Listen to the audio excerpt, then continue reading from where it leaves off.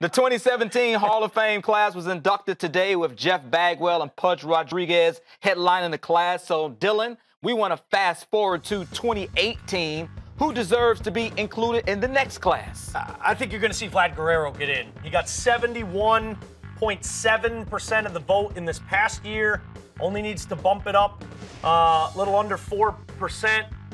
He's just had an unbelievable career. The 2004 AL MVP, he had a career batting average of 318. That's 56th all-time in baseball. When you think of what kind of unbelievable offensive talent Vladimir Guerrero is, not even to mention the arm he had at Cannon earlier in his career. This is a guy who stole 40 bases at one point in his career. And I know he bulked up and settled into his DH role, but we're talking about just one of the best offensive players of the last generation, and the fact that he was so close last year, and the fact that the class next year doesn't feature too many crazy names that are going to pop off the page. I think Vlad gets that extra 4%, gets into Cooperstown next year, and no one will be happier about that than me, because he was one of my favorite players to watch. Absolutely love Vlad.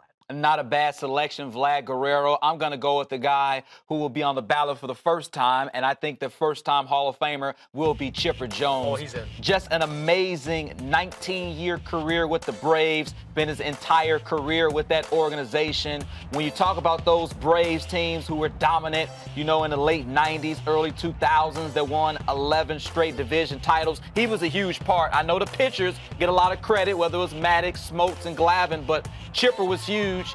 486 home runs for Chipper Jones.